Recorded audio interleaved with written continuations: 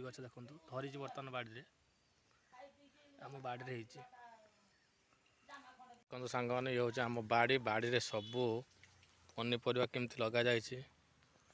ଇଏ ହେଉଛି ଆମର ପିଆଜ ଗଛ, ଶାଗ, ଏପଟେ ହେଉଛି ଆମର ଟମାଟୋ ସବୁ ଲଗା ହେଇଛି। ଏପଟେ ବନ୍ଧାକୋବି, ଫୁଲକୋବି। ଦେଖନ୍ତୁ କେତେ ବଡ଼ ବାଡ଼ି ଆମର, ଦେଖନ୍ତୁ ବହୁତ ବଡ଼ ବାଡ଼ି, ସବୁ ଗଛ ଲାଗିଛି ଆମର।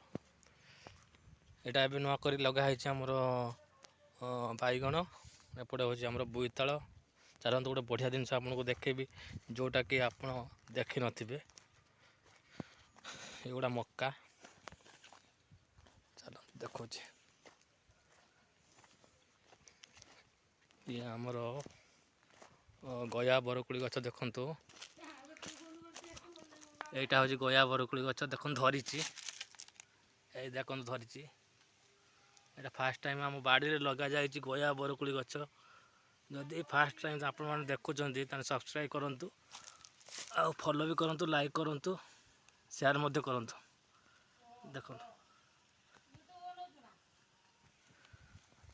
ଦେଖନ୍ତୁ, ହଁ ଫାଷ୍ଟ ଟାଇମ୍ ବ୍ଲଗ୍ ବନଉଛି ବା। ଦେଖନ୍ତୁ ଏଇଟା ଗୟା ବରକୋଳି ଗଛ। ଦେଖନ୍ତୁ ଦେଖନ୍ତୁ ଏଇଟା ହେଉଛି ଗୟା ବରକୋଳି ଗଛ, ଆମ ବାଡ଼ିରେ ହେଇଛି। ଏଇଟା ଧରିଛି ଦେଖନ୍ତୁ ସାଙ୍ଗମାନେ, ଦେଖନ୍ତୁ ଏଇଟା ଫାଷ୍ଟ ଟାଇମ୍ ଧରିଛି। 4ଟା ଧରିଥିଲା, ସେଥିରୁ ମୁଁ 2ଟା ଖାଇ ଦେଇଛି, ଆଉ 2ଟା ଅଛି। ଦେଖନ୍ତୁ ସାଙ୍ଗମାନେ, ଦେଖନ୍ତୁ ଏ ହେଉଛି ଆମ ବାଡ଼ି। ଦେଖନ୍ତୁ ବିରାଟ ବଡ଼ ବାଡ଼ି, ସବୁ ପ୍ରକାର ଗଛ ଲଗାଯାଇଛି, କିନ୍ତୁ ମୁଁ ଏଥିରେ ହାତ ଟୋଟାଲି ମାରେନି, ବାପା କରନ୍ତି। ଏଇଟା ଦେଖନ୍ତୁ ହାଇବ୍ରିଡ଼ ଆମର ପେଡ଼ା ଗଛ, ଯେଉଁଟାକି ସବୁଠୁ ବଡ଼ ବଡ଼ ହୁଏ।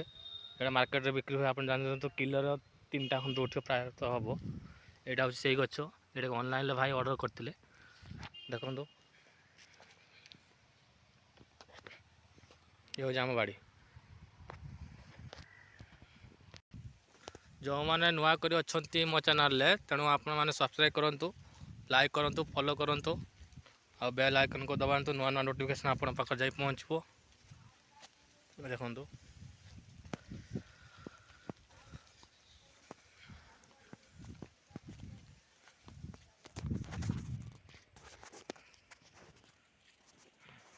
ଏବେ ପାଣି ଦିଆଯିବ ବର୍ତ୍ତମାନ ଆମର।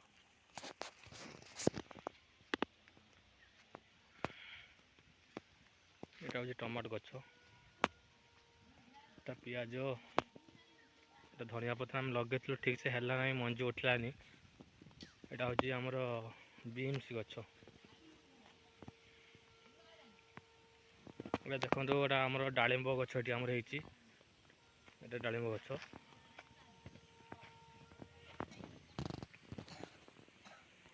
ଏଇଟା ଦେଖନ୍ତୁ ବଢ଼ିଆ ଜିନିଷ ଆପଣଙ୍କୁ ଦେଖାଉଛି। ଏଇଟା ହେଉଛି ଆମର ପୋଟଳ ଗଛ, ଯେଉଁଟାକି ଆପଣମାନେ ଦେଖିନଥିବେ।